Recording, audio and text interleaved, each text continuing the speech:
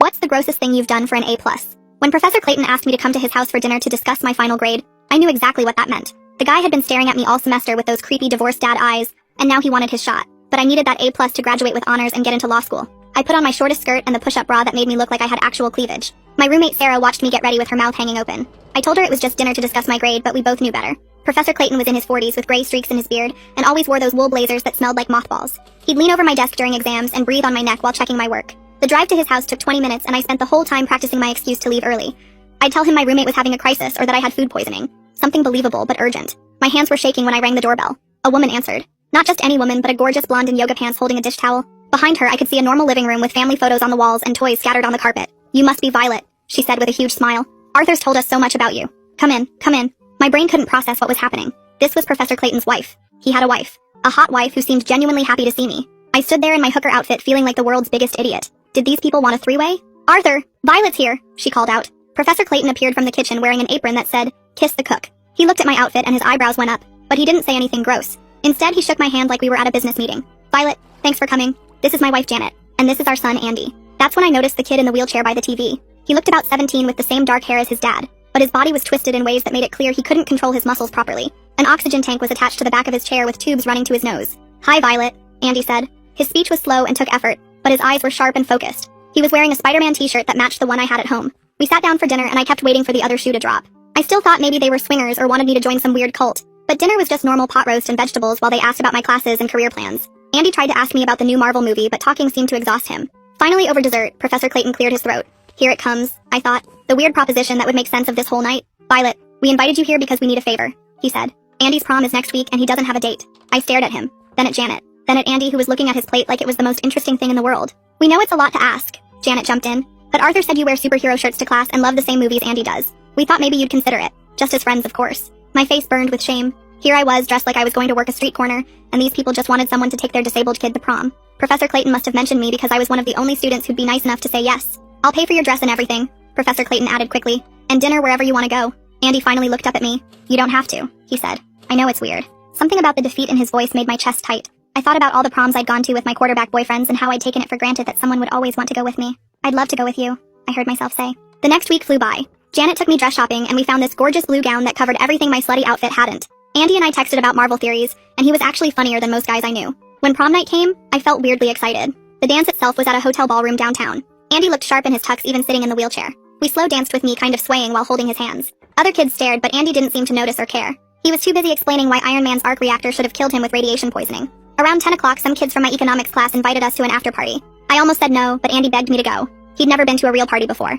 Against my better judgment, I agreed. The party was at some rich kid's house with no parents home. I parked Andy by the pool and went to get us drinks. When I came back 5 minutes later, a group of football players were standing around him laughing. One of them was holding Andy's oxygen tube. That's when I saw Andy shaking violently in his chair and smelled the unmistakable scent of Marajane coming from his oxygen tank. I lunged forward and ripped the oxygen tube from Braxton's hand, while Andy's face was turning purple. The tube hissed as clean air started flowing again, but Andy kept shaking bad. I screamed for someone to call 911 while the football players just stood there laughing like this was some big joke. Braxton was still holding his joint and grinning at me like he'd done something clever. I grabbed his Letterman jacket with both hands and shoved him backward as hard as I could. He went straight into the pool with a huge splash while I dropped to my knees next to Andy. The smoke was still hanging around his face, so I waved my hands trying to clear it away. His body kept jerking in these scary spasms and his lips looked blue even in the pool lights. The other players backed away when they saw Braxton thrashing in the water.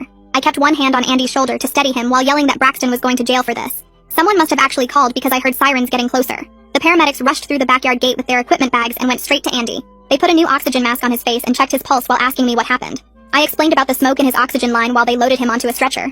They moved fast but careful, keeping his head stable while wheeling him to the ambulance. I climbed in the back with them and held Andy's hand while one paramedic started an IV. My hands were shaking as I called Janet from my phone. She answered on the second ring sounding happy until she heard my voice crack. I told her Andy was on the way to the hospital and something bad happened at the party. She said they'd meet us there and hung up. The paramedic kept checking Andy's oxygen levels and writing stuff on a clipboard. Andy's eyes were closed, but he squeezed my hand a little, which made me feel better. At the hospital, they rushed him straight through the emergency room doors while I had to stay in the waiting area.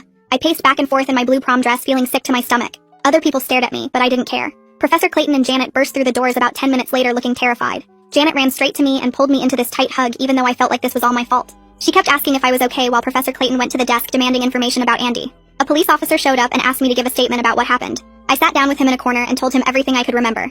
I gave him Braxton's full name and described exactly how he was holding the oxygen tube when I found them. The officer wrote everything down and asked for other witness names. I listed every person I recognized from the party, even if I wasn't sure they saw what happened. My phone started going crazy with notifications from kids who were at the party. Someone had already posted a video that showed part of what happened by the pool. You could see Braxton standing over Andy's wheelchair and hear people laughing in the background. I screenshot everything before it could disappear, my fingers shaking as I saved each image and video. More messages kept coming in, some asking if Andy was okay, and others calling me dramatic. I ignored the mean ones and kept saving anything that looked like evidence. The officer gave me his card and said a detective would probably want to talk to me later. After what felt like forever, a nurse came out to talk to us. Her name tag said Gita Mercado, and she had this calm way of talking that made me feel less panicked. She explained that forcing pot smoke through Andy's oxygen line could have caused serious respiratory failure.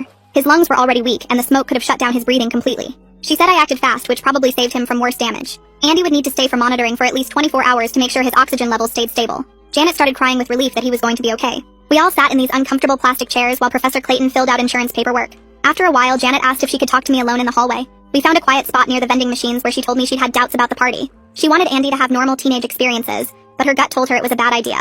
Her voice cracked when she said she should have trusted her instincts. I told her this wasn't her fault at all. It was completely on Braxton and those other jerks. She hugged me again, and we both stood there crying a little.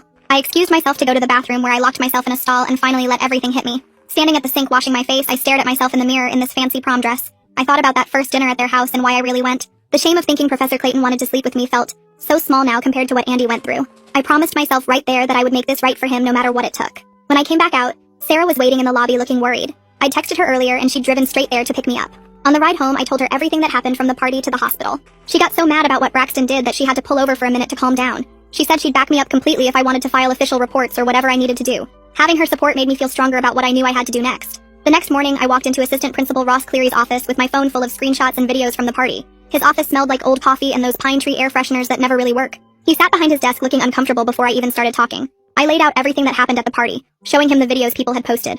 He leaned back in his chair and rubbed his forehead like he had a headache. "Look, Violet, boys will be boys," he said. Maybe they were just being stupid teenagers who didn't think things through. My face got hot and I could feel my hands shaking. I told him they could have killed Andy by forcing smoke through his oxygen line. He shifted in his seat and said he'd look into it, but suggested maybe Andy just couldn't handle being at a party. I left his office wanting to punch something. Back in my dorm, I pulled up Sailor Quinn's number since she was the one who hosted the party. She answered on the third ring and her voice got quiet when I told her who was calling. I asked if she saw what happened to Andy by the pool. There was a long pause before she admitted she did see Braxton holding the oxygen tube. She said she was horrified, but scared to say anything because Braxton's friends would make her life hell. I told her Andy could have died and she started crying. She said she'd think about talking to someone official, but she was really scared. After we hung up, my phone started blowing up with notifications. Braxton's friends were posting about me online, calling me dramatic and saying Andy couldn't handle a little joke. They tagged me in memes about snitches getting stitches. Someone posted my dorm room number with a crying baby emoji before deleting it 5 minutes later.